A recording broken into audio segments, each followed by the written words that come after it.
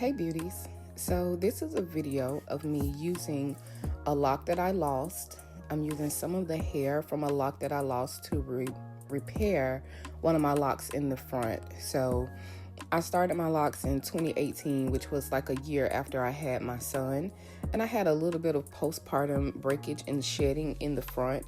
And what's crazy is that kind of stuck with me, that area that started to get a little weak. It never got all the way back healthy like it used to be before I had him. And he's my second child, so I'd already had a child before him. And postpartum breakage is normal, it's natural. And I recently did hair mineral analysis testing to see what my body is deficient in, and that will really help me get down to the nitty-gritty of what I need to do to make sure that this issue I'm having at my hairline, that maybe I can fix it. So anyway, but I'm getting off topic. So what I'm doing right now is I'm taking a lock that I lost, and I lost this lock because as a stylist, a lot of times I will put my hair maintenance on the back burner. So I won't tighten my hair as often as I need to tighten it. And when you don't do that, then you will have lock detachments. So I end up having a lock detachment, and this is one of the locks that detached. So what I'm doing right now is I'm using it's a curved needle that I would use typically for a sew-in or something like that, and I am taking the lock down from the root, so not from the end. The hairs at the end, because your hair continuously sheds while you have locks, it's usually not as healthy as the hair that's at the root. So I have gotten a nice amount of hair, and this is my own hair because that's a lock that I lost. And I know you guys saw a lot of debris, a lot of lint, all those things, yes, that can get in your hair. And I'm going to do a video talking more about lint and locks. But right now, let's just focus on this repair. So I took the hair, my own hair that I got from that lock, and I'm just kind of sizing it up. I'm pulling it to kind of get the length all the same so that when I am ready to put the hair in, I can use it a little bit easier. So I'm also going to take the hair that I picked out. So the hair that I was just working with then, it's the hair that kind of came off while I was undoing the lock. This is the rest of the hair I'm cutting off the lock that didn't come off as I was picking it apart. So I'm going to do the same thing with it. And as you can see, lint, debris, that lock also has been sitting on my sink for some time, so I didn't put it in a safe place, and I should have.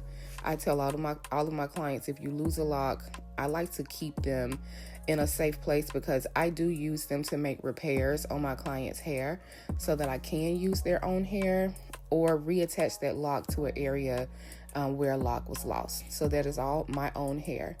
Now I'm going to show you the difference between what my hair looks like versus some human hair that I purchased, some human hair Afro bulk. That is it to your right, and this is my own hair that I still have in my hand. So now if you look at that lock, you can see there where it starts to get thin. I'm gonna take this hair that I prepped, and I think that was too much, so I only used a small amount because you want to use a very small amount of the hair when you're doing a repair. You don't want to use too much to where wherever you add the hair is bulky. So now I have the hair, it's all stretched out, it's all primed. So I have a latch hook in my hand, and right before that lock starts to thin out, I'm going to loop into the lock right before it starts to thin, because that's where I want to start the repair. I'm going to put that hair in, and then I'm going to braid my hair down over the thin area of the lock. Now, sometimes when using the latch hook, it can take a little time to make sure that you get it latched through the lock, especially if your locks are nice and tight, as they should be.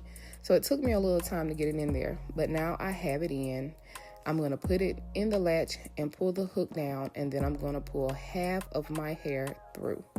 So now I have a 3-part, and I should have slowed down to show that, I'm sorry. But once I pulled it through and I had my 3 ends to make a braid, I just took my own hair and I started to braid my hair down over the thin area. I typically make sure that I braid until I have no hair left in my hands.